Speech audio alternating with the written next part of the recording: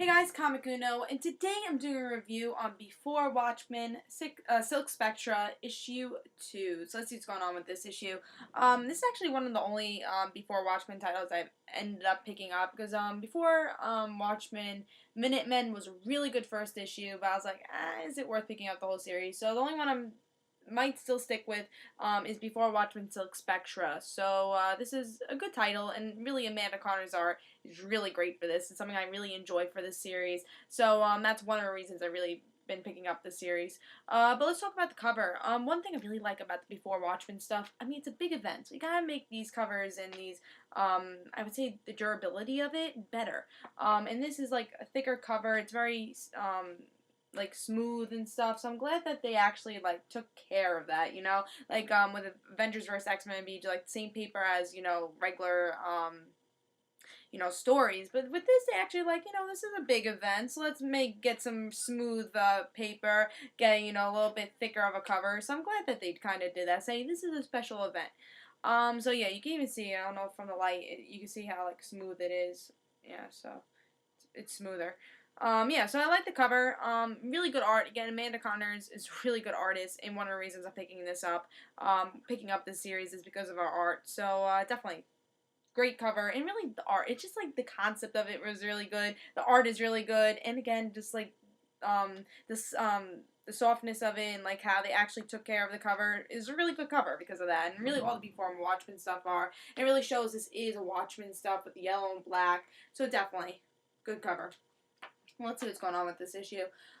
Silk Spectre, Lori, she's getting used to, like, living on her own, kind of joining, the hippies and, peace, love, and all that. But she's trying to find herself also because she's like, oh, well, I've been trained to, have violence all my life, but, like, when is violence good? And that's like a question she's also asking, like, oh, is it good that I'm becoming a crime fighter, trying to help people, and is it a good thing that I'm fighting? Is it like, still peace and love, and like, is it right?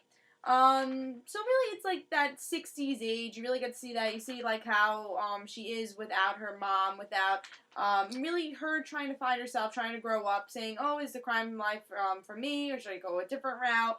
Yeah, so that's pretty much what's going on. She also finds someone who, again, not trying to spoil the ending. The ending does leave off to, there is a villain, but, I don't want to spoil anything. There's a villain that, tries to affect the hippies. So, Lori gets affected by it, and in the next issue, it's going to be crazy. And how will Lori stop this person, or will she stop this person? So it's definitely going to be interesting to see how, like, this story, like her being a hippie and all this, and like her having peace and love to become a crime fighter. So it's going to be interesting to see how, like, she kind of, you know, changes, when we seen her before Watchmen, like how she changed from, these experiences, and like she's so different, you see how different she is when she was a teenager, but like how does she like become Silk Spectre, like Silk Spectre we know before Watchmen. So I think that's really is the most interesting part of this issue. Again, I think the ending really leads to stuff, to have a villain, leads to stuff that, like, what is Lori gonna do?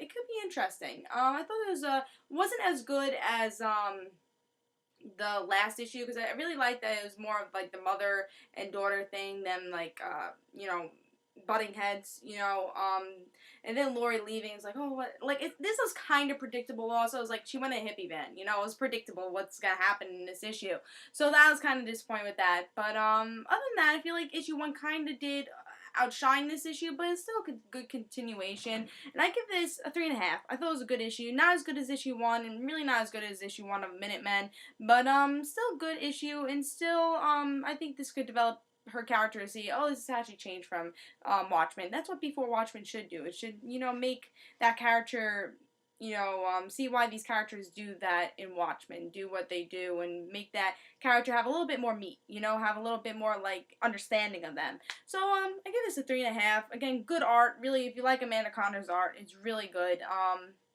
That's one of the reasons really to pick this up. And of course, if you really like Silk Spectre, you should pick this up because it really does show more of her character, and it's really gonna be interesting to see how, like, she changes. See how she becomes that character, and you know, that we see in Watchmen, and like maybe get some Night Owl stuff. You know, that could be kind of interesting. So yeah, this is a good issue. I give it a 3.5. I still say pick it up. Pick up issue 1. That was really good.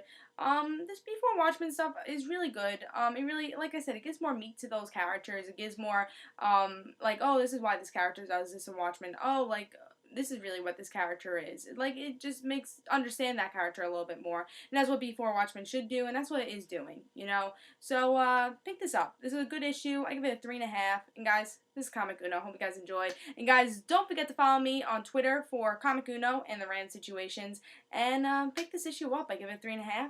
This is Comic Uno. Bye, guys.